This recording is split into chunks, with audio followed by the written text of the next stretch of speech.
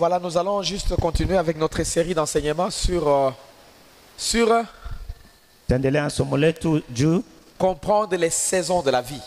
Je sais que nous sommes en direct à la radio et nous voulons continuer avec ce programme.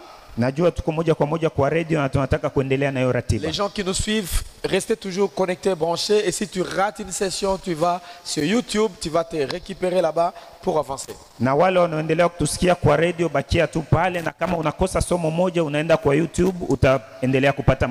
série d'enseignements, c'est une série d'enseignements qui transforme le vie parce que ça te ramène devant tes responsabilités personnelles.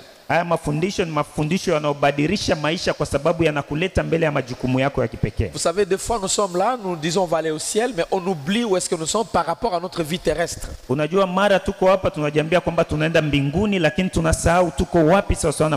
ce n'est pas mal aller au ciel, c'est très bien. Mais ce n'est pas le plan de Dieu que nous puissions nous précipiter pour aller au ciel. Mais il veut que nous puissions travailler la terre là où nous sommes. Pour enfin finir avec lui après avoir travaillé ce qu'il nous a donné sur la terre. Et cette série d'enseignements nous aide aussi à travailler sur notre sagesse. Nous avons dit que les saisons sont différentes dans la vie. Et il y a des saisons au niveau de l'âge. Il y a les saisons au niveau des circonstances de la vie. Nous pouvons abonder ces contextes dans différents domaines de la vie. Voilà, maintenant là pour le moment je suis en train d'abord d'abonder au niveau de l'âge. Et puis après on va toucher sur autres circonstances de la vie. Parce qu'il y a les saisons obscures dans nos vies. Les saisons noires dans nos vies. Où tu as tout fait de bonnes choses, mais les mauvaises viennent. Tu as prié, tu as chassé, tu as fait tout ce que tu pouvais. Tu n'as même pas péché, mais les mauvaises choses arrivent. Il y a des saisons comme ça. Mais ce n'est pas ce qui m'intéresse pour l'instant. Bien qu'on va y arriver plus tard dans cette série d'enseignements. Nous avons commencé par toucher les saisons en termes de l'âge. Et nous avons dit que les sages savent naviguer avec les saisons. Si tu n'es pas sage, tu ne sauras même pas tu es dans quelle saison. Je vous ai dit un papa que moi je connaissais qui avait 60 ans et qui était comme un bébé de 20 ans, de 22 ans.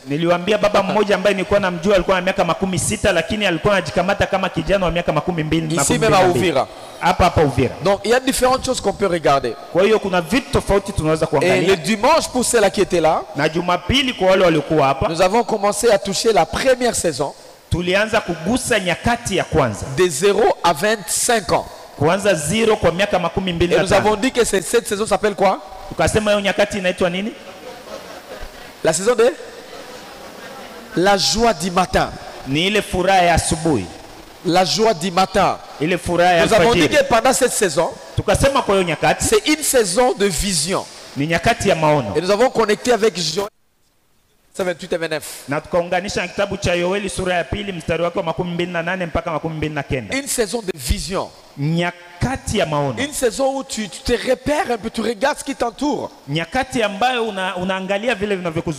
avons dit que c'est une saison de gloire aussi. Quand nous avons touché à des versets qui montraient que il faut découvrir ton Dieu pendant que tu es encore jeune.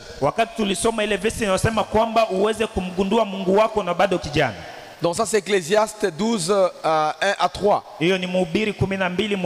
Pendant que tu es encore jeune, tu es encore fort, fais des choses. Il y a des choses que tu ne peux plus faire à un certain âge. Je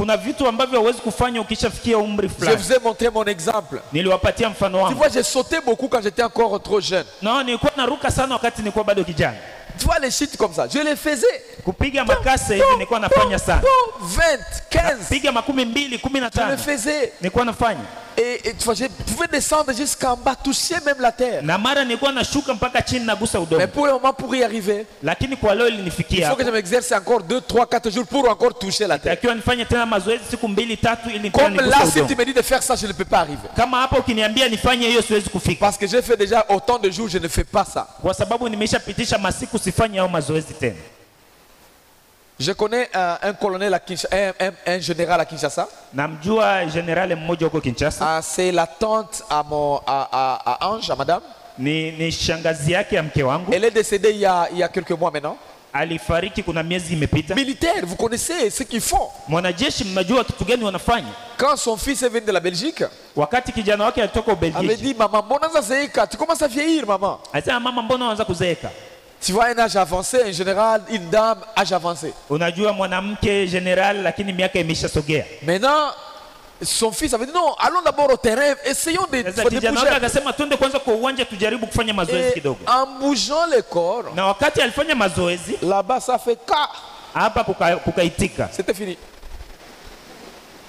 Ils sont partis à l'hôpital, des hôpitaux, cinquantenaires et finalement, na kwa mwisho, la dame est partie.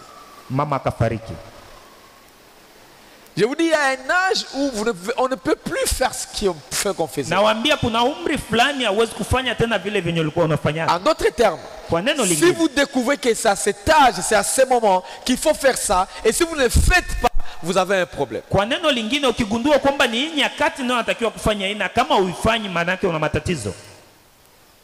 Vous savez, si vous découvrez votre saison, unajua ukigundua nyakati yako, la vie devient facile. Maisha yanakuwa rahisi. Mais si vous ne découvrez pas la saison, lakini kama ugundui nyakati, des fois vous serez en train de faire la mauvaise chose. Mara utakuwa unafanya kitu kibaya, ou vous le faites avec des mauvaises personnes. Unaifanya na watu wabaya. Ou vous le faites dans un mauvais endroit. Ama unaifanya mahali pabaya. Parce que vous ne découvrez pas votre saison. Kwa sababu haugundui nyakati yako. C'est très important kwa hiyo ni ya maana que nous puissions découvrir nous tous tuweze kugundua sote notre saison. Nyakati zetu. Encourage le voisin. Muhimize jirani yako. Découvre ta saison. Gundua nyakati yako. Découvre ta saison. Gundua nyakati yako. Amen, amen. Amen. Alors, découvrez la saison, mes amis. C'est très important. Ça, je pas seulement comme une blague, mais il y a beaucoup de choses. Pendant votre âge de 0 à 25, c'est l'âge de découverte, comme je dis. Proverbe 24 et 10. Période là où vous devez prendre des risques. Ni wakati ambao unatakiwa kukamata des risques. Mariske. Prenez des risques. Unakamata risque. Vous savez, quand vous êtes encore trop jeune, unajua kama bado ni kijana, pour conduire, ili utembeze, vous le faites même dans 3 jours, vous conduisez. Unaifanya kwa siku 3 unatembeza. Parce que bon, vous n'avez pas peur. Kwa sababu hauna uoga. Il y a un âge où tu as peur de tout. Kuna umri ambao unaogopa kila kitu. Mais c'est à 0 à 25 ans. Lakini kuanza 0 mpaka 25. Fais des erreurs. Unafanya makosa unaotaka. Amen. Amen. Ata uitike. Amen. Amen. Fais des batafuta ba 0 à 25 bambi fanya maerreur. Fais des erreurs. Bambi biko pale. Fanya maerreur yenye unataka kwa umri. Tu sais, des fois on n'apprend pas des erreurs. Unajua mara unajifunza kupitia makosa. Fais des erreurs. Fanya makosa. C'est le moment où tu fais des erreurs. Ni wakati ambao unatakiwa kufanya makosa. Mais basi kuita des erreurs sasa. Tubakuita des erreurs basi unaribika. Donc c'est le moment où tu peux commencer à concevoir kama ni kiosque déjà na kaanza. Des grands commerçants aujourd'hui. Wafanyabiashara wakubwa leo. Ils ont commencé en étant jeunes. Wameanza wakiwa vijana. Unataka kuanza sasa vile mimi utaishi wapi? Kunyangula tu. Nini tuseme nini? Mutama, saki ya mutama. Utasikia haya. Mi wote vraiment pasteur aller mbili kwa nyangula mutama bataniona. Mais si tu as commencé en étant jeune, ça va être facile même si tu avais quoi. Les gens connaissent ce que tu es. Donc commence jeune. Business, fais ça. Politique, allez-y. Siasa ingia ndani. Va dans un parti politique où tu veux commencer ton parti politique, commencer. Ingia kwa chama cha siasa au anzishe chama yako ya siasa. Fais des erreurs. Fanya makosa. Essaie erreur. Essayez, échouez, essayez, jaribu ushindwe, jaribu ushindwe. Vous savez, hein, Si un enfant échoue, unajua kama mtoto akishindwa, personne ne commente trop. Hakuna ambaye ataongea sana. Mais si un vieux comme vous et moi, lakini mzee kama wewe na mimi, on échoue. Tukishindwa. Ule mzee, hakuna bila wezaka. Hakuna bila wezaka. Et tout le monde se plaint. Mais kama ni mtoto, ni katoto kani. Yes. Ule mzee. Ule mzee. Mungu anakatala ukomala lakini mwisha komala bila mashinda. Tout le monde parlera. Kila mtu atasema hiyo. Mais quand on est encore petit, lakini kama wewe bado ni kijana mdogo, ça passe. Inapita kirahisi. Facilement. Donc pendant que tu es encore jeune, si tu es appelé à ministère, viens me dire, je vais t'accompagner, commencez déjà. Alléluia. Amen. N'attends pas Ibi. Moi je connais un pasteur qui est décédé parce qu'il est décédé. Maintenant, toi tu commences à être très avancé. Les autres ont commencé petit. Et c'est comme c'est leur exercice. Utakufa. Alléluia. Unakuwa kokote au kuchini. Utakufa. Tu vois les gens comme révérend Kavuye. À 19 ans. Il a commencé à faire ce qu'il fait aujourd'hui. Jusqu'à plus de 90 ans aujourd'hui. Même il n'a plus la voix, mais quand il s'élève, chaque mot qu'il va placer, plein de sagesse, plein d'expérience. Alléluia. Amen. Dieu vous a fait des erreurs à cet âge-là. Alléluia. Amen. Cherchez à savoir orienter ta vie. Si tu es à l'université, G1, G2, G3, licence, tout ça, accompagner tes études avec quelque chose. Sindikiza masomo yako na kufanya kitu fulani. Niko nangwa nikimaliza ndio nakianza anza. Utamaliza siku gani? Attacher quelque chose. Kwa hiyo uambatanishe kitu fulani. Attacher quelque chose. Uambatanishe kitu. Alléluia. Amen. Très important. Ni maana sana. J'ai un exemple, tu vois ado. Unamwona ado. Yeye anafanya hapa. C'est naturel. Ni kawaida. Il a été en G1, alikuwa mwaka wa kwanza, en G2, ISDR mwaka wa pili. Mais il faisait toujours ça. Lakini alikuwa anaendelea kufanya hiyo. Il a trouvé son boulot. Akapata kazi yake. Mais il fait ça, c'est naturel. Lakini anaendelea kufanya kwa sababu ni kawaida kwake. C'est sa vie, c'est son appel. Ni maisha yake, ni wito wake. Et je crois qu'il mourra en train de faire ça. Na nafikiri atakufa na anaendelea kufanya hiyo. Parce qu'un jour, kwa sababu siku il sera pensionné là-bas. Ataacha kazi huko. Batamwachisha hayo kumiaka. Watamwachisha kazi huko anakotumika. Pension bala kuachishaka. Bwana siku zinenea wende sasa. C'est le boulot où tu ne seras jamais pensionné. C'est l'appel de Dieu dans ta vie. Tu peux être là à 90 ans. Alléluia. Donc on a saisi. Amen. Alléluia. Amen. Mais là c'est pas mal de travailler là-bas parce que ça nous donne un peu les cash. Ça nous pousse rapidement dans la vie. Mais il faut savoir la saison. Il y aura la saison. On va te dire papa. Ngoya pension ya kuendelea. Uko na congé ya 3 mois, uko na ngoa zako zikuye. Bana kupatia congé ya nguvu. Uko na 6 heures. Mzee uko ni wewe nitumika hapa miaka ngapi wewe? Kuna nilianza hapa depuis des 4 wewe. Wewe toka sasa bwana acha batoto. Tout ça sont des problèmes de fois qui nous arrivent. Na yote ni matatizo yanatufikia. Mais la deuxième saison parce qu'on doit aller vite. Sasa nyakati ya pili kwa sababu tunatakiwa kwenda haraka. Est-ce que je voulais qu'on regarde ce soir? Na hiyo nitaka tuangalie magharibi ya leo. La deuxième saison selon l'âge. Nyakati ya pili sawa na umri. C'est de 25 à 50 ans. Ni kuanza 25 mpaka miaka 50. Plupart de nous on va se retrouver là. Wengi wetu tutajipata hapo 25 à 50 ans. Miaka 25 mpaka 50. Maintenant il faut faire attention. Sasa ufanye. J'ai dit qu'il y a des gens qui consomment leur temps inutilement. Nisema kuna watu wanapoteza wakati wao bure. Dans des critiques, katika kuongea wengine. Dans des romans en dessous des arbres inutilement. Kwa nyakati za kukaa chini ya miti. En fait des histoires inutiles. Mambo ambayo hayana maana. Sans objectif. Bila malengo. Le temps part trop vite. Wakati unaenda haraka. Mais le temps nous rattrape. Lakini wakati unatukuta tu. Regardez Luc chapitre 3 verset 25. Angalia Luka 3 na mstari wake Luc 3:25. Luka 3:25. C'est très intéressant. Ni ya kuvutia sana. Je dis du 25 à 50 ans. Nasema miaka 25 mpaka 50.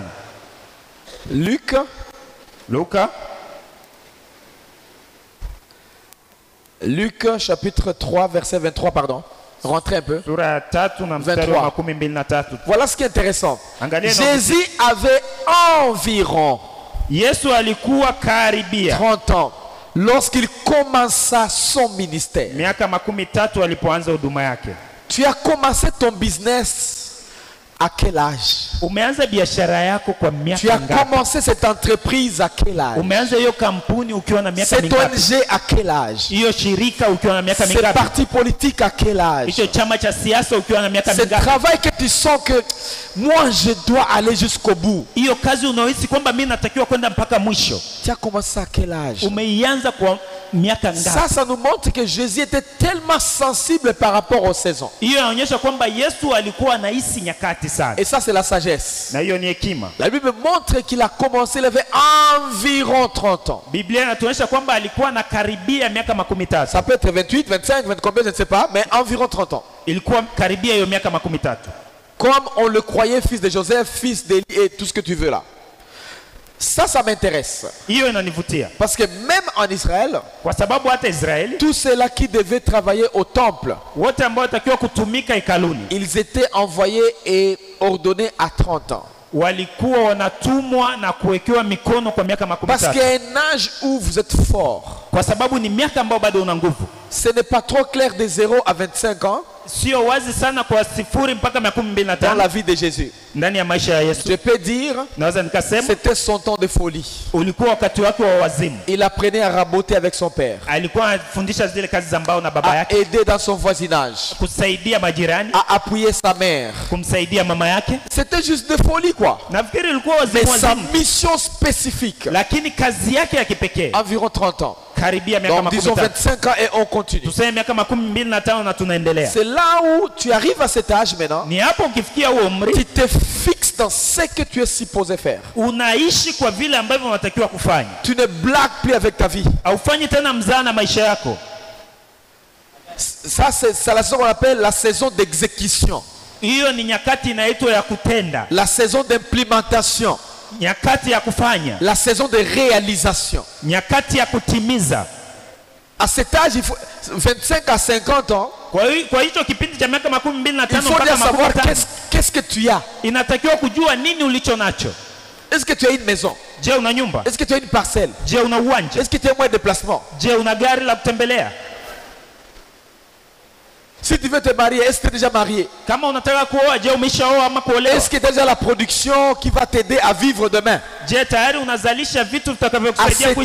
ici, à cette saison-là, c'est la saison d'exécution. Et c'est la saison qu'il faut vraiment bien te battre. Celui qui vient à tes côtés pour détruire ta vision, c'est ton ennemi à vie. Même si c'est ton frère du sang, c'est l'âge d'exécution, âge de précision, la saison d'implémentation. Tu te retrouves. Malheureusement, beaucoup d'entre nous, de fois, on est complètement distrait. Niko nakula zangu, est-ce que ni zako?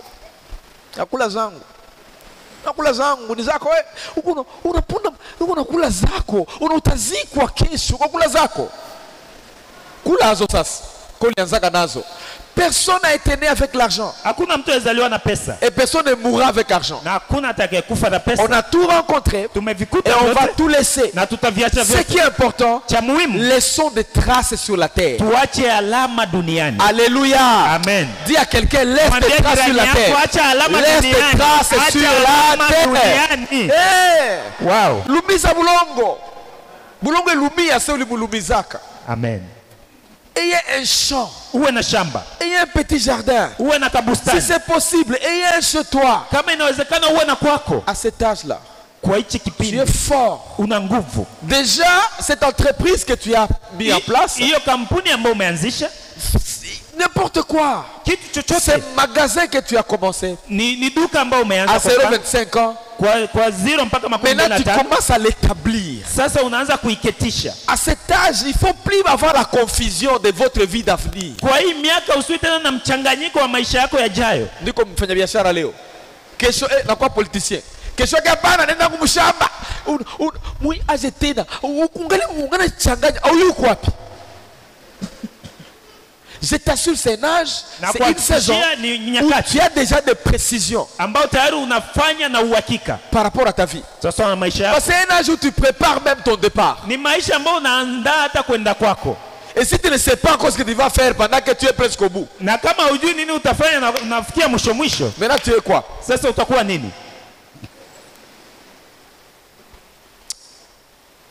Bats-toi.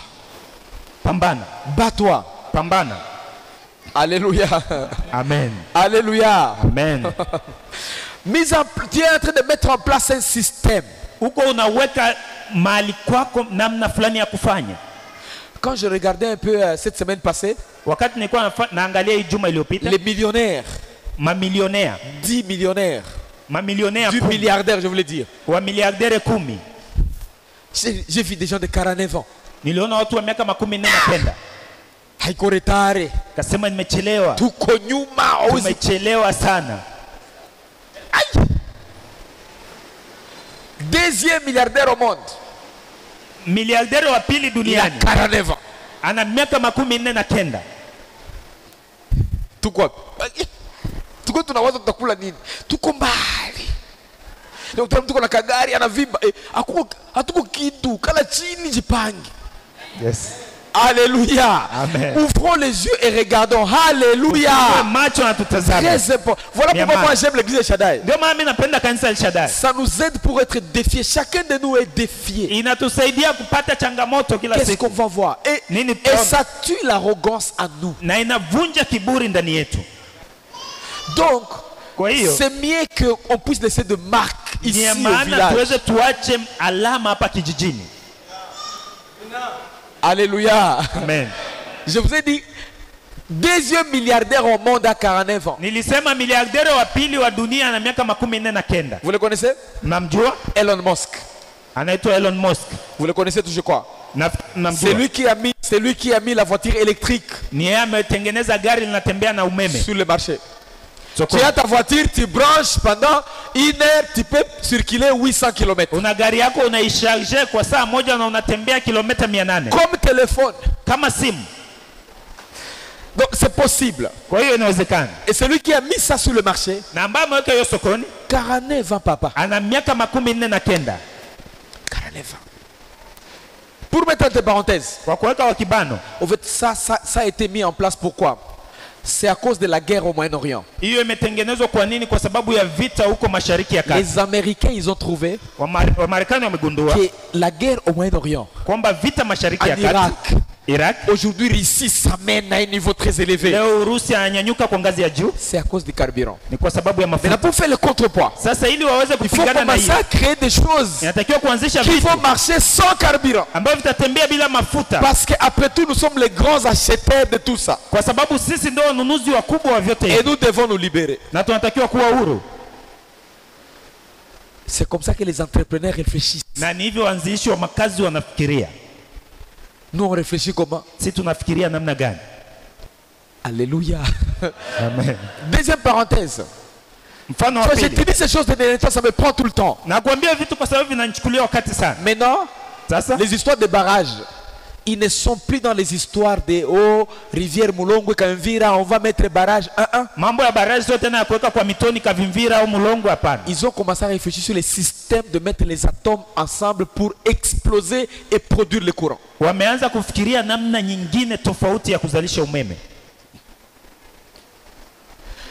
petit appareil comme ça peut allumer tout Uvira. Kokauza. Mais ça va venir. J'ai dit tout parce qu'il y a les autres qui réfléchissent. Ils savent qu'ils vont quitter la terre. De 25 à 50 ans. Mes amis, vous êtes déjà focalisés. kuwa tayari na mwelekeo. Vous n'êtes plus comme ça. Hauko tena namna hii. Déjà 2 pieds sur terre. Tayari miguu yako iko sawa sawa. Focalisé. Una mwelekeo. Vous savez ce que vous voulez. Unajua nini unataka. Et vous savez là où vous allez. Na unajua wapi unaenda. Vous n'êtes plus dans une futilité. Hauko tena kwa mambo ya ovyo ovyo. Bale ni bafulero. Bale ni bavira. Bale ni barega. Bale ni babu. Chini sana. Vous n'êtes plus dans ça. Hauko tena kwa vitu kama hivyo. Raison pour laquelle c'est pourquoi nous sommes en retard. Ndio maana unajua kwa nini tuko nyuma. Ce sont nos gens à cet âge ici qui font ce que je vous dis de 15 ans, de 20 ans. Ni hao watu kwa hiyo miaka ndio wanafanya hii na waambia miaka 15 miaka 12. Au lieu de focaliser, kuliko tu na mwelekeo. Ils sont encore en retard. Wenyewe bado wako nyuma.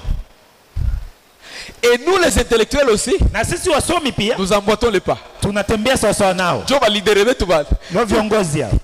Même ta manière de réfléchir, hata namna yako ya kufikiria, ne peut même pas te convaincre. Haiwezi hata ukushawishi. Mes amis, rafiki zangu, les cash que nous avons en main, cash tulionao mkononi, ce n'est pas ça la richesse. Huo sio utajiri hapana. Qu'on te montre pas, tu vois, j'ai $1000, j'ai 2000, j'ai 3000. Si c'est déjà en papier, ce n'est plus la richesse. La richesse, ce sont les investissements. Et les investissements viennent de la capacité d'amener des idées vers la matérialisation.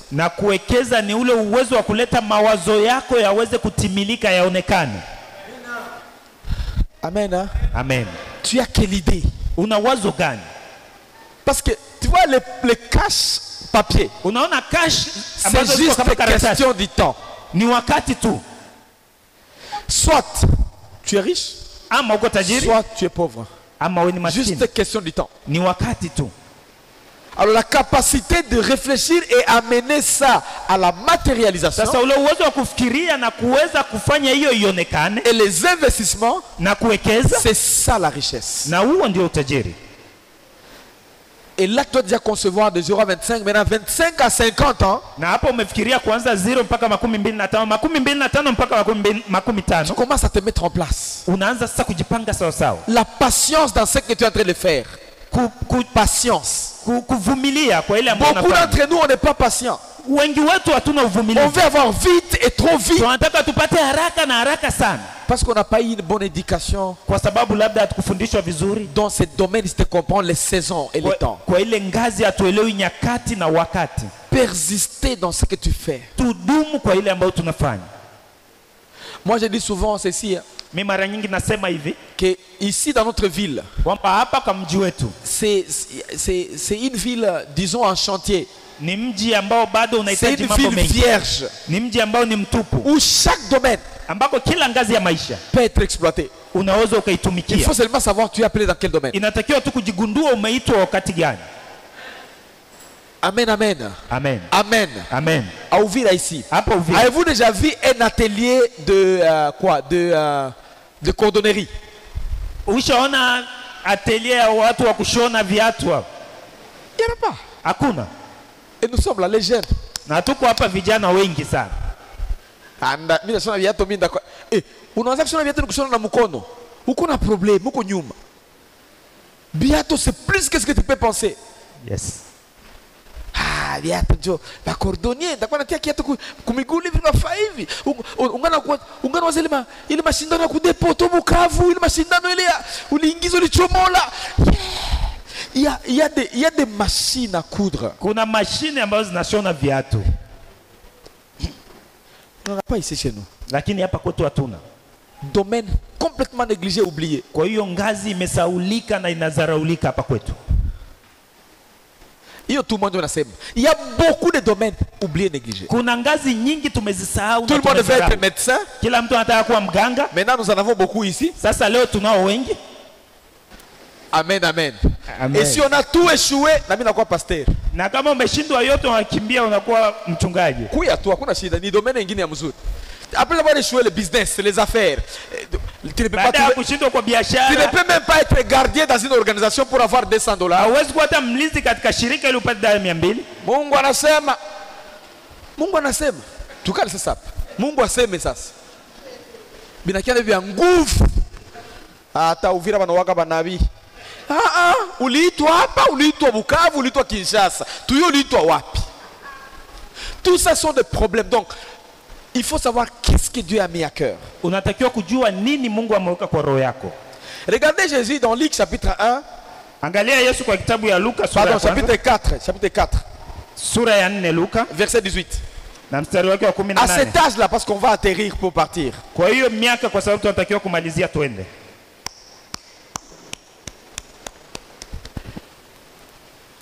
Regardez ce qu'il dit aux gens. L'Esprit du Seigneur est sur moi. Parce qu'il m'a oint, il m'a appelé, il m'a mis à part. Pour annoncer une bonne nouvelle aux pauvres. Il faut savoir qu'est-ce que Dieu a mis en toi. Quel est ton aptitude? Est-ce que tu es entrepreneur? Est-ce que tu es politicien? Est-ce que tu es qui dans ta vie? Et il faut le découvrir trop tôt. Pour te concentrer dans le domaine jusqu'à ce que tu vas arriver à un âge avancé, tu es déjà très influent dans les domaines. Pour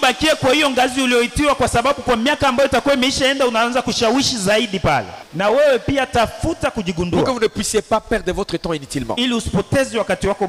Mes amis, une vie qui ne découvre pas la saison ou la raison d'existence, c'est une vie perdue. C'est une vie perdue. Découvrons-nous. Là, chacun a une raison d'existence. On n'est pas venu pour consommer le temps inutilement ici. Voilà pourquoi vous trouvez des gens qui se divertissent et ils oublient complètement ce qu'ils sont supposés faire. Tu sais, moi je peux me divertir aussi en tant qu'humain. Mais si je n'ai pas encore atteint ce que je dois faire, tu sais, chaque matin, si vous venez dans mon bureau, j'ai un papier, j'ai écrit to-do list. To-do list. To-do list. C'est-à-dire ma liste de ce que je dois faire aujourd'hui. 1, 2, 3, 4, 5. Et je travaille. Arrivé à 17h, je revérifie si j'ai fini ce que je devrais faire. Si je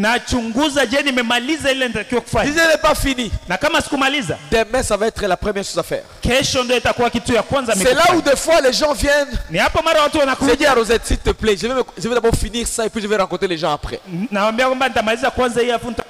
Parce que lui là qui vient me voir, lui là c'est son to-do list. Alors que moi j'ai mon to-do list. Si lui me voit, lui a réussi sa liste. Et moi je consomme mon temps, je n'ai pas réussi la journée. Et arrivé le soir, j'ai tout perdu. Ma journée a été mal consommée.